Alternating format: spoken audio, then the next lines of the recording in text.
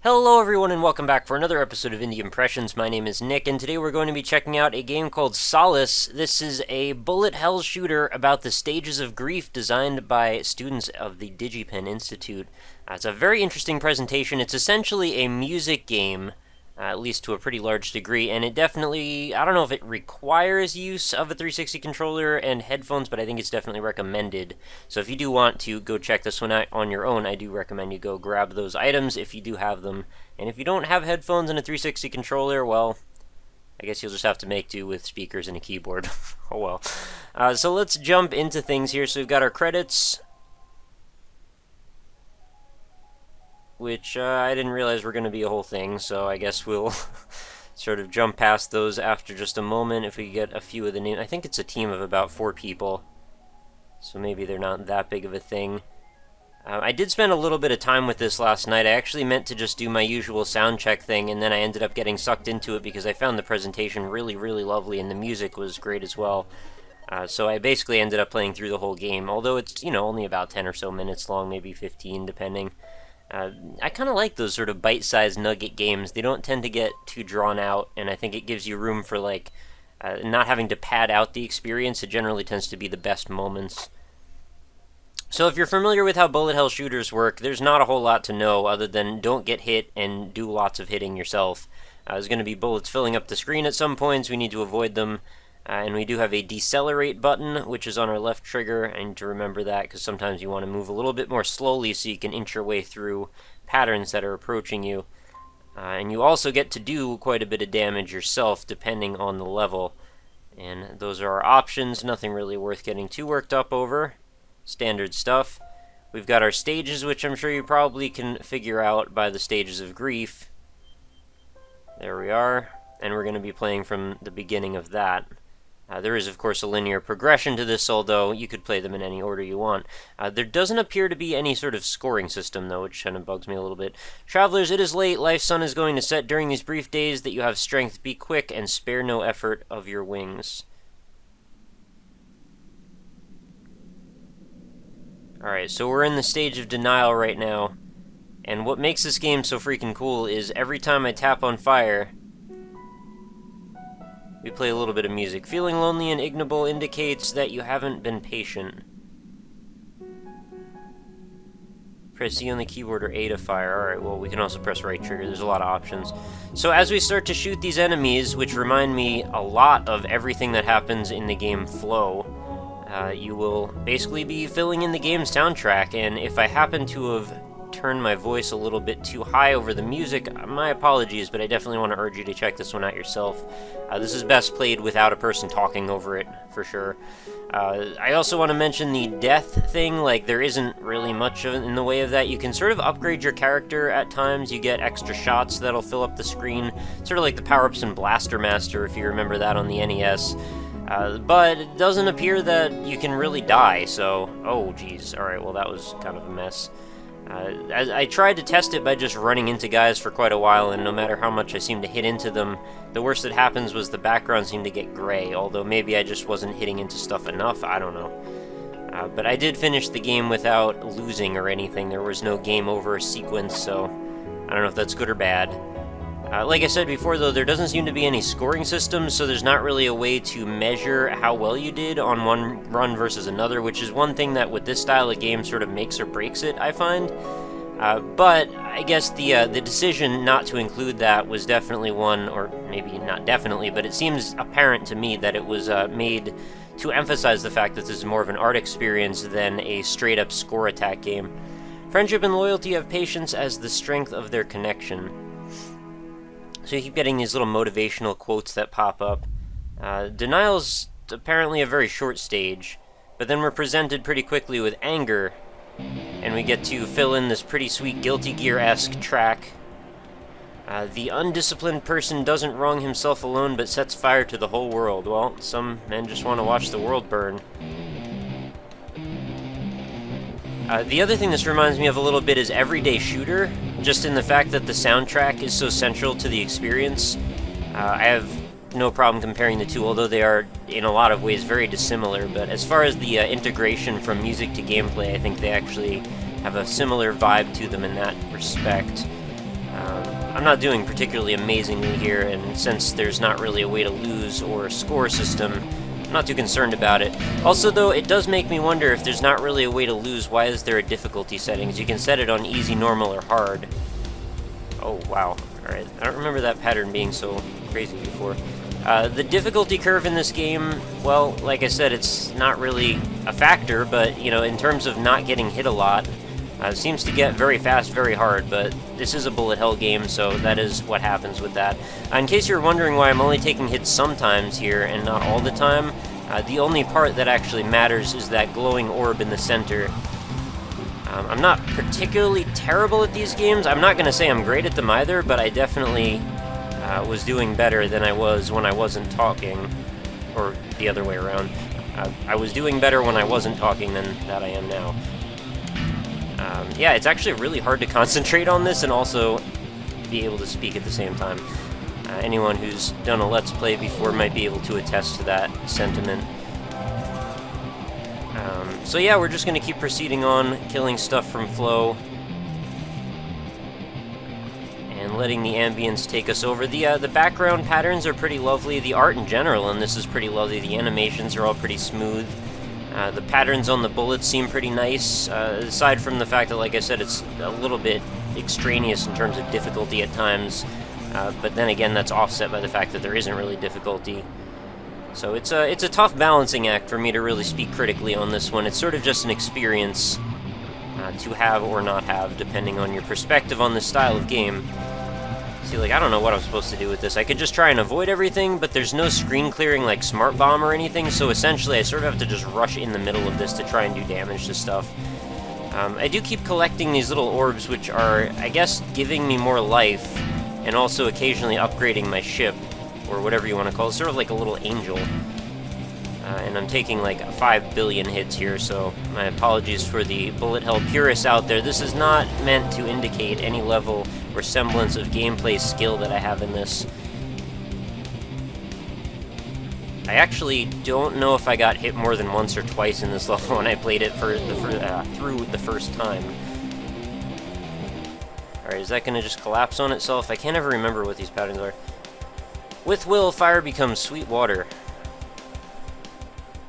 So I'm sure you can kind of grasp the scope of where we're going with this. This is sort of a transformative experience as we move from the initial stage of grief all the way to the end. This is bargaining. And if I remember correctly, bargaining is the boss fight. I mean to spoil it here. Be observant, if thou wouldst have a pure heart, for something is born to thee in consequence of every action. Again, excellent music, very intriguing art style. Somewhat mysterious in a few ways.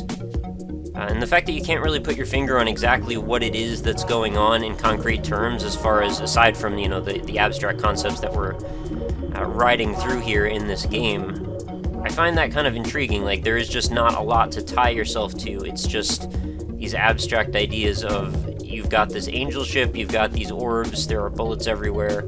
It's like navigating the perils of, you know, life or something. Like, I don't mean to get too obtuse, but it's just, it's hard to describe what is actually going on here. It's sort of just a feeling more than anything tangible. Which is kind of nice sometimes. You just want to have these experiences occasionally that are just feeling-based.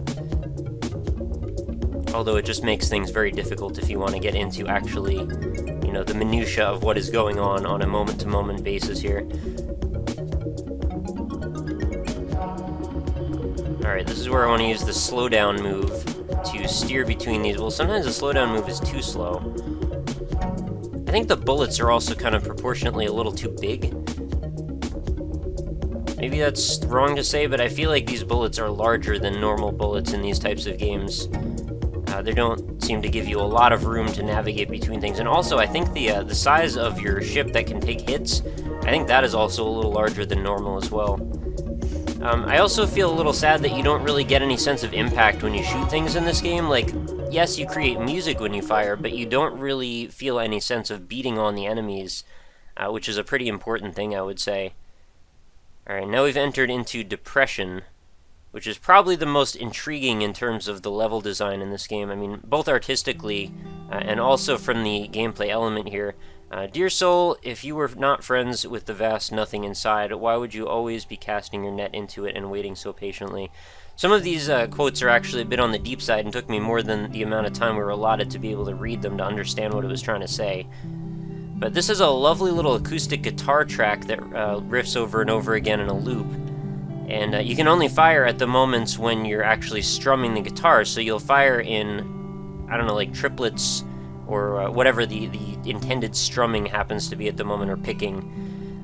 You will also notice your shots in this one have very little energy to them, obviously to mirror being depressed. It has a very interesting element to it that way, in that you really aren't doing a lot of damage because, you know, you're in depression. Your general state of being is lesser than normal. You were barely here. Everything's got this ethereal quality, the music is not particularly present, you're sort of just drifting. And there's this sense of melancholy and malaise going over everything, which is totally appropriate. Even the colors that are chosen here, there's these, we have a gold, and now this royal purple, and now a red, to signify different types of bullets that are going to be chasing you, which is something that they haven't done in other points in this game so far. We haven't had bullets that stick on the screen, so you actually get a little bit of a mix-up in terms of gameplay conventions. And if I remember correctly, this is probably the longest level, which may have been done intentionally to mirror the stages of grief, who knows. But yeah, you don't really get too much in the way of upgrades in this level, so things are a little plodding. And now we go through a bit of a darker phase. You know, much like depression, things ebb and flow in their own patterns. You know, you have your lighter moments, your darker moments. Sometimes the darker moments feel like they're going to last forever. So there's a lot going on psychologically in this game that I think is very astute and very well done. And I have to say, on the whole, if I was to give my impressions, I think this game is absolutely outstanding. I just wish it was a little bit longer, or there was more meat to it, or reason to replay it a bunch of times. Because right now, once you've seen it, you've kind of seen it. There's not a lot of impetus to play it over and over again. But, you know, then again, these bite-sized games oftentimes do come in a single chunk, and you sort of move on after that. You're just there to see what's there. You know, there's nothing wrong with that either. See, these chunks are very, very small. It's very hard to steer between them, and I just took a nasty spill on that one. I don't even know if I can fit through these bullets at all. I sort of have to navigate my way around. I'm not sure if these were intended to be even solved. Maybe there are moments when you're just supposed to be hit, and since you don't die, that's not too big of a deal. Alright, now the red ones are going to chase me down. So we're playing a little bit of a Geometry Wars game here right now, where everything's trying to kill us and we have very little firepower to deal with it. So we just have to avoid and bide our time and hope that we can steer our way through. I guess something just hit me there, I'm not really sure. I really like the effect of the way they fall apart like that. It's a very nice... I don't know exactly how to describe it, you know, in terms of concrete... you know, vernacular, but it's just, it has a nice feeling to it. It's got a nice vibe, which is something that I think when the game is better than the sum of its parts, or, you know, more than the sum of its parts, it's a nice thing. You're born with wings, why prefer to crawl through life? I don't know, because it's depression, you can't really control it. I don't know if I agree with that statement. That's sort of a weird statement. And now we've reached the point of acceptance, the 5th stage of grief. And this is our transcendent moment where we break free from our depression and begin to live life again. And it definitely has a pretty cool element to this particular stage, which you will see in short order. There's almost this Ikaruga-style polarity switching thing going on here. When you take a hit, your bullets turn black, and then once you pick up enough power-up upgrades, eventually they turn white. You'll see that in a little bit. And I really like this like zipper mechanism that these bullets go through. Very cool little pattern. People don't really think about this very often, but the idea of creating the algorithms required to make these bullets follow these patterns is actually very complex. So a lot of times when people say, oh, there's not much to this type of game, well, you're kind of forgetting about that part, which probably took a lot of time. Needless to say, you know, that shouldn't be the entire focus of the game, and hopefully there are other elements as well. But here we are, we've just burst from our shell, and now we get super screen-clearing bullets. and basically we get to be the ones that can affect change on the world instead of the world affecting change on us as it was in all the prior levels.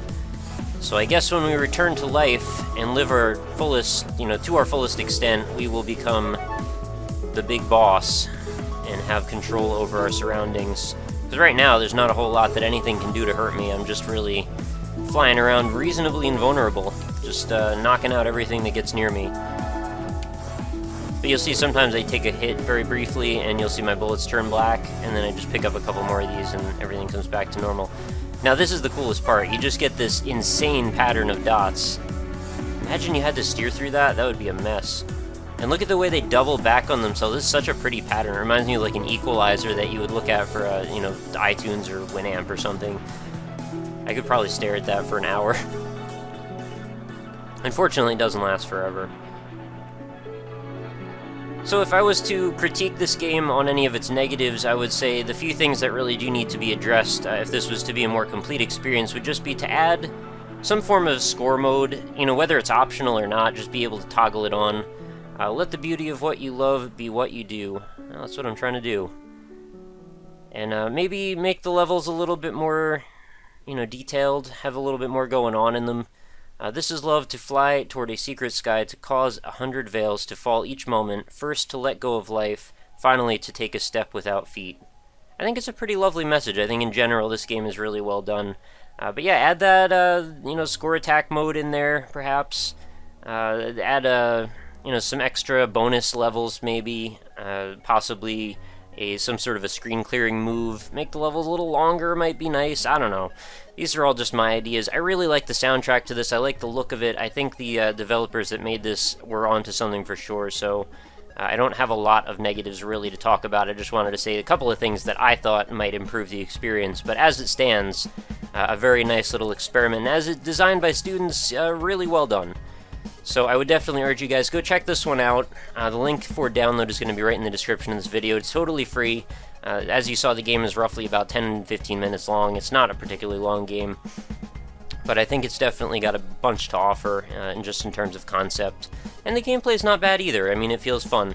See if you can get a perfect run. Maybe make a video if you can not take a single hit. And send me the video response for it. Maybe I'll post it on here if it's a particularly well done one. So that's going to pretty much do it for this episode, guys. Thanks so much for watching. As always, though, remember to head on over to the website, which is indie-impressions.com, so you can check out all the old episodes in the series. There are hundreds of them over there, and they're all neatly cataloged for your perusal. So if you like a particular style of game, if you want to look for surreal games, or if you want to look for, other shooters, per se, arcade games, action games, all that stuff is available, tagged for sorting. If you have a favorite developer, you can even type them in the search box, and they should show up, so... that's the idea anyway, to make it nice and convenient for you. Aside from the website, though, I've also got facebook.com/indieimpressions. If you'd like to go leave a like over there, that would help me out a little bit. It only takes a second, and you'll get every day's new Indie Impressions video delivered right into your inbox on your Facebook, or your stream, I should say. And that is basically how I can stay in touch with you about content updates, new channel things going on, whether I'm streaming, if I upload a new video, if I have some kind of project going on, maybe a contest, game giveaway, all that stuff is over there. I also have a Twitter handle, which is @RockLeeSmile, if you want to follow me over there. That way you can see what I'm tweeting about. I'm pretty much on there constantly, so if you want to get in contact with me, it's a pretty quick way to do it. I do also have a contact form, though, over at indie-impressions.com, so if you want to send me a request or a submission for possible video coverage on the show, that is one way to do it. But yeah, I'm pretty much happy to talk to anybody about pretty much anything, so feel free to email me if you just have a question or concern or comment that you don't want showing up on the YouTube comments. But I would urge you, please do leave your feedback here. I'd love to know what your opinions are on this game, how you think this game approached the concept of emotions and, depression and the stages of grief, how you might change things for the better, or what the negatives were, whatever you have to say about it. I'm always curious to hear your opinions. So that is going to pretty much do it, guys. Please do get in contact with me in some way. I'd love to hear from everybody, and if you want to really help me out, the best way you can do it is mention the show to a friend. That's all I really ask. I'm really just trying to spread the word of weird, obscure, interesting indie games with a lot to offer, just by doing YouTube videos. So the more you can help me out, the better. The more people we can reach, the more indie games will proliferate, and the happier the community will be, and that's my goal anyway. So that is going to do it, guys. Make sure you check out this game in the description, as well as all my social media links. I hope you have a lovely night, and thank you so much for watching. I will talk to you tomorrow.